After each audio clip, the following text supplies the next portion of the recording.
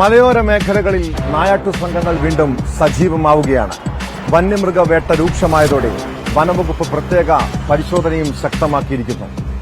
കാസർഗോഡ് റാണിപുരത്ത് നടത്തിയ പരിശോധനയിൽ കുപ്രസിദ്ധ നായാട്ടുകാരൻ കുണ്ടുവിള്ളി ജോസും സംഘവും പിടിയിലായി. ഇവരിൽ നിന്നും തോക്കും തിരകളും കർണാടക രജിസ്ട്രേഷനിലുള്ള ജീപ്പും കണ്ടെടുത്തു.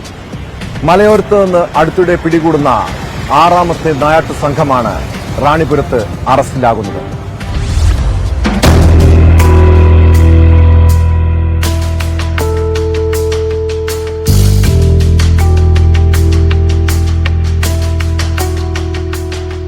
റാണിപുരത്ത് ഏറെ നാളായി നിരീക്ഷണത്തിലായിരുന്ന നായാട്ട് സംഘമാണ് പിടിയിലായത്. കുപ്രസിദ്ധ നായാട്ടുകാരൻ കുണ്ടുപ്പിള്ളി ജോസും സംഘവുമാണ് വനം വകുപ്പിന്റെ പിടിയിലായത്. സംഘത്തിൽ നിന്ന് തോക്കും 7 തിരകളും കർണാടക രജിസ്ട്രേഷനുള്ള ജീപ്പും 2 ടോർച്ചുകളും പിടിച്ചെടുത്തു.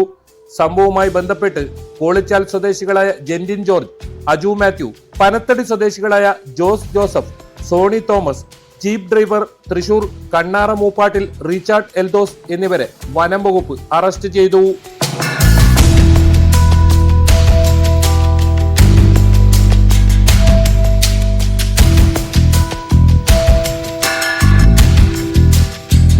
കോടതിയിൽ ഹാജരാക്കിയ പ്രതികളെ റിമാൻഡ് ചെയ്തു.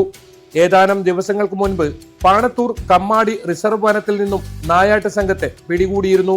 ഇതോടെ മലയോരത്ത് നിന്ന് അടുത്തിടെ പിടികൂടുന്ന 6ാമത്തെ നായാട്ട് സംഘമാണ് റാണിപുരത്ത് പിടിയിലായത്.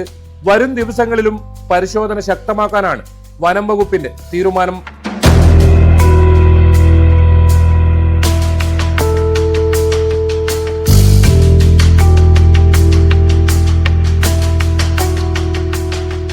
ന്യൂസ് 18 കാസർഗോഡ്.